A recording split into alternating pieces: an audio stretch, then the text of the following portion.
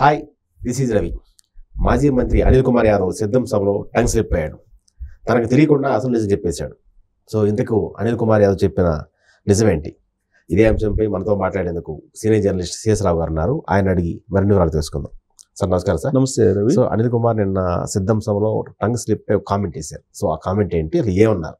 So ఒకటేంటంటే నిజం బయటికి రావాలంటే ఎప్పుడు వస్తుందంటే ఫ్రస్ట్రేషన్లో ఉన్నప్పుడు, లేదంటే బాగా కోపంగా ఉన్నప్పుడు, అసహనంగా ఉన్నప్పుడు ఎవరైనా మాట్లాడిస్తే కనుక ఆటోమేటిక్గా నీకు నిజం బయటకు వచ్చేస్తుంది తెలియకుండానే. అందుకే మీరు ఇన్వెస్టిగేషన్ గమనిస్తే సిబిఐ వాళ్ళ ఇన్వెస్టిగేషన్ ప్రత్యేకించి పోలీసులు కాదు, పోలీసులు కొంచెం రఫ్గా డీల్ చేస్తారనేది వాళ్ళ మీద ఉన్న అభిప్రాయం. సరే అందరిని మనం అనలేం కానీ వాళ్ళ మీద ఉన్న అభిప్రాయం. అదే సిబిఐ వాళ్ళు అయితే చాలా నైస్గా ట్యాకిల్ చేస్తారు. నేను ఒక ఉదాహరణ చెప్తా. ఇప్పుడు సిబిఐకి సంబంధించి ఇప్పుడు జగన్మోహన్ రెడ్డిని, నిమ్మగడ్డ వాన్పిక్ నిమ్మగడ్డ ప్రసాద్ని వీళ్ళని విచారించారు కదా, ఆ బ్యాచ్ అందరినీ అప్పట్లో విచారించారు. విచారించిన సందర్భంగా ఒక అతన్ని, నేను అతని పేరు చెప్పను బట్ బాగుండదు, ఒక అతన్ని సిబిఐ వాళ్ళు ఏం చేశారంటే, పెద్ద పర్సనాలిటీస్ కదా వీళ్ళు, సెలబ్రిటీ హోదా కాబట్టి వాళ్ళ మీద 3rd డిగ్రీ అట్లాంటివి ప్రయోగించలేరు. ఇప్పుడు ఎంత అడిగినా కానీ సమాధానం రాకపోతున్నప్పటికీ సమాధానం రావడానికి, రియల్ సమాధానం రావడానికి ఒక టెక్నిక్ అప్పట్లో సిబిఐ అధికారులు ఉపయోగించారు. ఏంటంటే అది ఆ సిబిఐ అధికారి కూడా అందరికీ తెలిసి ఉంటుంది. అతను ఏం చేశాడంటే, సిబిఐ ఆ టీం ఉంటుంది, ఒక 4-5 విచారణ చేశాడు టీము. వాళ్ళు ఏం చేశారంటే అతన్ని బాత్రూమ్కి వెళ్ళినప్పుడు బాత్రూంలో పెట్టి తలిపేసేసారంట.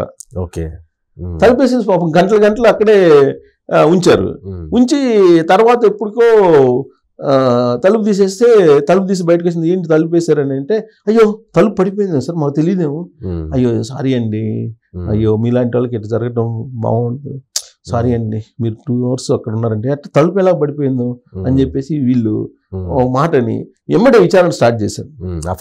ఆ ఫ్రస్ట్రేషన్లో ఉన్న విషయాన్ని బయట పెట్టాడంట. అవును. సో అలాగా ఫ్రస్ట్రేషన్లోనో, కోపంలోనో, ఆవేశంలోనో ఖచ్చితంగా నిజాలు బయటపడతాయి. తప్పులు కూడా ఎక్కువ చేస్తారు. తప్పు చేస్తారు.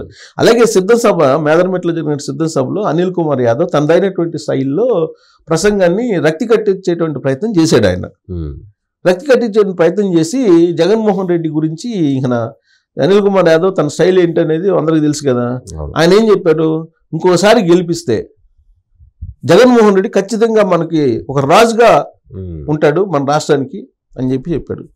అంటే రాచరికం ఇలాంటివి వస్తున్నాయంటే ఇప్పుడు రాచరిక పాలన జరుగుతున్నట్టే కదా, ఆయన ఒప్పుకున్నాడు కదా.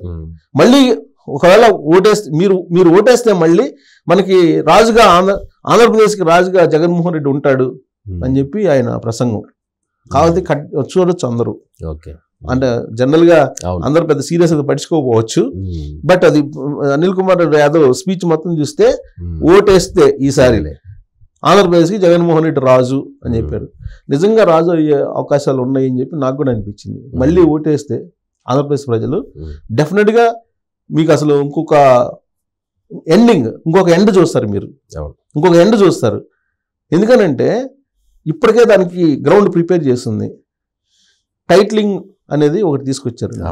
ఆల్రెడీ సర్వే చేస్తున్నారు భూములు. టైటిలింగ్ అనేది ఒకటి పెట్టారు.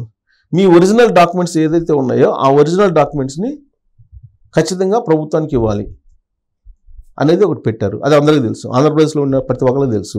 తర్వాత భూములు సర్వే చేశారు. కొన్ని చోట్ల భూములు సర్వే చేశారు, కొన్ని చోట్ల చేయాల్సి ఉంది. ఈ ఎలక్షన్ టైంలో ఆగిపోయారు, తాత్కాలికంగా ఆగిపోయారు. ఈ భూములు సర్వే చేసిన సందర్భంగా అక్కడక్కడ రాళ్ళు వేశారు, సర్వే రాళ్ళ మీద ఎవరి ఫోటోలు ఉన్నాయి? జగన్మోహన్ రెడ్డి ఫోటోలు ఉన్నాయి. తర్వాత సర్వే చేసి నీకు పట్టాదారు పాస్ పుస్తకం ఇచ్చారు. ఆ పట్టాదారు పాస్ పుస్తకం మీద ఎవరి ఫోటోలు ఉన్నాయి? జగన్మోహన్ రెడ్డి ఫోటోలు ఉన్నాయి. అన్నిటికీ మించి దీని మీద ఇంకో పెద్ద విమర్శ కూడా ఉంది సార్. నేను లాస్ట్ టైం ఊరు వెళ్ళినప్పుడు మా చుట్టాలు కొంతమంది చెప్పారు, సర్వే గతంలో మనకు ఫర్ ఎగ్జాంపుల్ మనకు 1 ఎకరం పొలం ఉందనుకోండి, సర్వే చేస్తే అది 90 సెంట్లే వస్తుందంట. అసలు 90 సెంట్లు ఉంది. ఇప్పుడు నాదేది తీసుకుంటా, ఇప్పుడు నాకున్నటువంటి పొలంలో నాకు 4 acres తగ్గించేసి నా పక్కన ఉన్న వాళ్ళకి అదనంగా వేశారు. అది నాతో పాటు ఆ పక్కన ఉన్న వాళ్ళు కూడా అతనికి వేసేసారు. అతను పాస్ పుస్తకం తీసుకుని నాకు 2 ఎకరాలు యాడ్ ఉందని చెప్పి అతనే ఒక అబ్జెక్షన్ చేశాడు. ఓకే, ఇది పరిస్థితి. అది అట్లా అంటే అది ఆంధ్రప్రదేశ్ అంత లెక్క ఉంది. సరే అదొక ఇష్యూ, దాని మీద కోర్టుకి వెళ్ళండి మీరు అని చెబుతున్నారంట. మరి ఇది గవర్నమెంట్ మీకు ఏదైనా తేడా ఉంటే న్యాయ పోరాటం చేసుకోవచ్చు, లేదంటే మీరు ముందు అయితే సంతకం పెట్టండి, ఏది మీకు ఇచ్చినటువంటి పాసు పుస్తకాల మేరకు మీరు ముందైతే సంతకాలు పెట్టండి, తర్వాత ఏదైనా అబ్జెక్షన్స్ ఉంటే మనం సరి చేసుకుందాం అంటున్నారు. వన్స్ వీళ్ళు కనుక సంతకం పెడితే యాక్సెప్ట్ చేసినట్టే, కోర్టు అదే అంటారు కదా, సంతకం ప్రాబ్లం ఉంటుంది అంటారు. సో ఇప్పుడు అంతా ఆ ప్రాసెస్ అంతా జరుగుతుంది, దాదాపు 60% దాకా జరిగినట్టుంది. ఇప్పుడు ఎలక్షన్ సందర్భంగా ఆగిపోయింది. ఇప్పుడు అది కనుక జరిగితే ఒకవేళ మళ్ళీ జగన్మోహన్ రెడ్డి సీఎం అయితే అనిల్ కుమార్ యాదవ్ చెప్పినట్టు ఒక రాజు అయిపోతాడు. ఎలా అవుతాడు అనేది నేను చెప్తా. రాజు అయ్యే అవకాశం ఉంది ఆయన చెప్పినట్టే. ఎలా అంటే ఇప్పుడు మన గల్ఫ్ కంట్రీస్కి వెళ్తే రాజుల పరిపాలన ఉంటుంది అక్కడ, దుబాయ్ కానీ లేకపోతే సౌదీ ఎస్పెషల్ సౌదీలో రాజులు ఉంటారు. నీకు వాళ్ళ పాస్పోర్ట్స్ మీద సౌదీ రాజు బొమ్మ ఉంటుంది. అసలు సౌదీ రాజు బొమ్మ లేకుండా నీకు ఏది ఉండదు. గవర్నమెంట్ కి సంబంధించినటువంటి డాక్యుమెంట్ ఏది ఉండదు. అన్ని డాక్యుమెంట్స్ ఆ సౌదీ రాజుకు సంబంధించినటువంటి ఫోటోలతోటే ఉంటాయి. అలాగే ఇప్పుడు ఆంధ్రప్రదేశ్లో రేపు ఒకవేళ జగన్మోహన్ రెడ్డి వస్తే డెఫినెట్గా జగన్మోహన్ రెడ్డి బొమ్మ లేకుండా నువ్వు అసలు ఇంటి నుంచి బయటికి కదలలేవు. ప్రతి డాక్యుమెంట్ మీద జగన్మోహన్ రెడ్డి బొమ్మ వేసుకుంటాడు. జస్ట్ సౌదీ రాజు, సౌదీలో ఏం జరుగుతుందో ఇక్కడ కూడా అదే జరుగుతుంది. అందుకే అనిల్ కుమార్ యాదవ్ బహుశా నేను అనుకోవటం మరి తెలుసో తెలియకో నిజానైతే బయట పెట్టాడు. రాజు కాబోతున్నాడు. మళ్ళీ మీరు ఓట్లు వేస్తే ఆంధ్రప్రదేశ్కి రాజు జగన్మోహన్ రెడ్డి అంటున్నారు. ఇంకోటి అడిషనల్గా నేను చెప్తా, రాబోయేటువంటి రోజుల్లో ఏం జరగబోతుంది అనే దాని మీద రకరకాల చర్చలు జరుగుతున్నాయి. ఈ టైటిలింగ్ తర్వాత ఒరిజినల్ డాక్యుమెంట్స్ తీసుకునేటువంటి ఇష్యూలో ఇప్పుడు జగన్మోహన్ రెడ్డి ఏం చేస్తున్నాడు, సచివాలయాన్ని తాకట్టు పెట్టారు. తర్వాత ఇప్పుడు తాజాగా అది ఉంది కదా, ఇది మన కృష్ణానది మీద ఈ ఒకటి టూరిజం స్పాట్ ఉంది, దాన్ని తాజాగా తాకట్టు పెట్టిస్తారు మళ్ళా. ఎక్కడ కృష్ణానది మీద అప్పుడు పడవ కూడా మునిగిపోయింది కదా, అదేదో ద్వీపం అంటారు, island Bhavani island. Bhavani island లో కూడా లాస్ట్ ఇప్పుడు లేటెస్ట్ తాకట్టు పెట్టారు భవానీ ఐలాండ్. అంటే సముద్రంలో మధ్యలో ఉండేటువంటి భవానీ ఐలాండ్ ని తాకట్టు పెట్టారు, సచివాలయాన్ని తాకట్టు పెట్టారు. తర్వాత నీకు రిషికొండని తాకట్టు పెడతారు రాబోయేటువంటి రోజులు. అది కూడా ప్రపోజల్ ఉందని అంటున్నారు. అవసరమైతే విశాఖ తీరాన్ని కూడా పెట్టేస్తారు. దీంట్లో ఎలాంటి సందేహం లేదు. అది ఆల్రెడీ మాజీ మంత్రి కొడాలి నాని చెప్పారు కదా, అవసరం అయితే తాకట్టు పెడితే తప్పింది.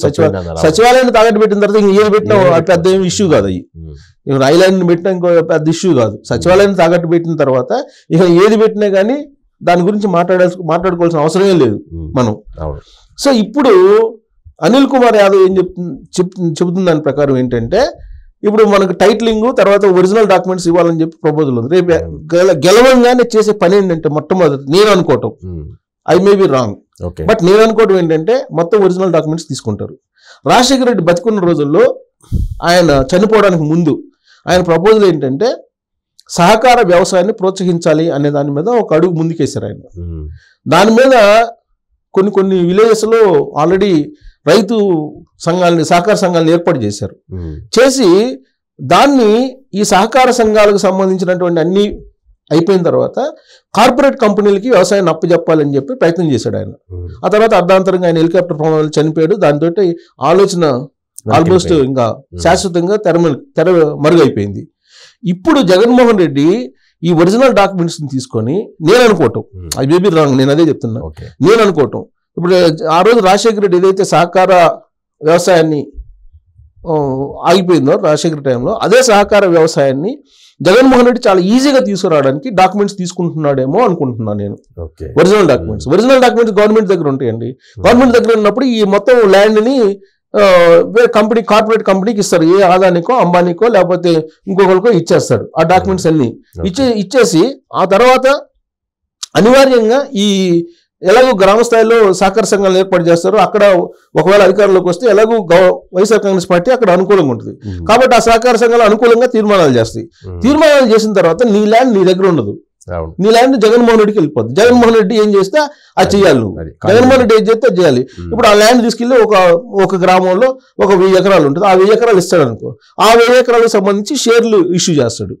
షేర్లు ఇష్యూ చేసి వాడు లాభం ఉంటే లాభం ఇస్తాడు, నష్టం ఉంటే నష్టపోతారు. ఇలా కొన్ని రోజులు నడుపుతారు. ఆ తర్వాత కార్పొరేట్ హ్యాండ్ ఓవర్ చేసుకుంటారు ఆ భూమి. దాంట్లో వీళ్ళని కూలీలుగానో లేకపోతే చిన్న చిన్న ఉద్యోగాలు కూడా పెట్టుకుంటారు. ఇది జరుగుతుందని చెప్పి నేను అనుకుంటున్నాను. మళ్ళీ జగన్మోహన్ రెడ్డికి ఓటేసి గెలిపిస్తా అంటే నేను ఎందుకు చెప్తున్నాను అంటే అనిల్ కుమార్ యాదవ్ రాజు మళ్ళీ ఓటేస్తే జగన్మోహన్ రెడ్డి రాజు అవుతాడు ఏపీకి అని చెప్పి అన్నాడంటే ఆ కాన్సెప్టే వచ్చిందంటే ఇవన్నీ జరుగుతాయి అనేది నా ఎస్టిమేషన్. అదేలేండి. అంటే రాజు అనేటువంటి కాన్సెప్ట్ ఆయన తీసాడు కాబట్టి ఆ రాజు కాన్సెప్ట్ లో వెళ్ళేదానికి వైఎస్ఆర్ కాంగ్రెస్ పార్టీ సిద్ధంగా ఉందని చెప్పి మనం అనుకోవడానికి అవకాశం ఉంది. ఓకే. అయితే ఒకటేంటంటే ఆంధ్రప్రదేశ్ ప్రజలు ఏమనుకుంటున్నారు, కొంతమంది ఎస్పెషల్లీ విపక్షాలు, అధికార పక్షాలు అనుకోవట్లేదు కానీ జగన్మోహన్ రెడ్డి ఈ ఒరిజినల్ డాక్యుమెంట్లన్నీ తీసుకొని తాకట్టు పెట్టుకుంటాడు, అప్పులు తీసుకొచ్చుకోవడానికి అనుకుంటున్నారు. కాదని నేను అనుకుంటున్నాను. తాకట్టు పెట్టుకుని ఇప్పుడు ప్రైవేట్ వ్యక్తులు అందరూ కూడా తీర్మానం చేయకుండా ఒరిజినల్ డాక్యుమెంట్స్ ఇవ్వచ్చు. ఒరిజినల్ గవర్నమెంట్కి తీసేసుకుంటుంది. ఎలాగో జగన్మోహన్ రెడ్డి అధికారంలో రాగానే ఫస్ట్ చేసే పని అది. ఒరిజినల్ డాక్యుమెంట్స్ తీసుకుంటారు. తీసుకున్న తర్వాత ఆ డాక్యుమెంట్స్ ని తీసుకొని నేరుగా గవర్నమెంట్ బ్యాంకుల్లో పెట్టి ఇవ్వరు వాళ్ళు. నేను చెప్పేది ఈ సహకార సంఘాలని పెట్టి సహకార సంఘాలు తీర్మానాలు చేయించి ఆ డాక్యుమెంట్స్ మొత్తం హోల్సేల్ గా పెట్టేస్తారు. పెట్టి వాళ్ళ ఆధారంలో పెట్టుకుంటారు. అప్పుడు సాధ్యం అవుతుంది, సాధ్యమయ్యే అవకాశం ఉంది. బహుశా నేను అనుకోవటం ఆ ప్రపోజల్ ఉండబట్టి దాన్ని ముందే చెప్తే పబ్లిక్ రివోల్ట్ అవుతారని చెప్పి అనుకోని ఉండొచ్చు. అందుకే ఈయన మనసులో మాట రాజు అవుతాడని చెప్పి అన్నాడంటే ఖచ్చితంగా సౌదీ రాజులాగా మళ్ళీ జగన్మోహన్ రెడ్డి కనుక అధికారంలోకి వస్తే సిస్టమ్ మొత్తం అలా వస్తుందేమో అని చెప్పి ఎక్స్పెక్ట్ చేయొచ్చు. అనిల్ కుమార్ యాదవ్ చేసినటువంటి కామెంట్ ని బేస్ చేసుకుని అలా అనుకోవచ్చు. అనుకోవడానికి మనం తప్పేం లేదు. అంటే అతను ఆ మాట అన్నాడు కాబట్టి దాంట్లో ఆంతర్యం చెప్తున్నాను నేను. సో యాక్చువల్గా ఆ మాట అనకూడదు కదా, రాజు అవుతాడు. ప్రజాస్వామ్య పాలన రాజు అనే పదానికి అర్థం అనకూడదు. సో రాజు తలుచుకుంటే దెబ్బలకు కొదవ సామెత ఊనే రాలేదు. సో ఒక రాజు పరిపాలిస్తే ఎలా ఉంటుంది? ప్రజాస్వామ్యంలో మనం రాజులు పరిపాలన వద్దనుకుంటే మనం డెమోక్రసీ తెచ్చుకున్నాం. మళ్ళీ రాజరిక పరిపాలనకి వెళ్తే ప్రజలకు కష్టాలు తప్పవు. మరి థ్యాంక్ యూ.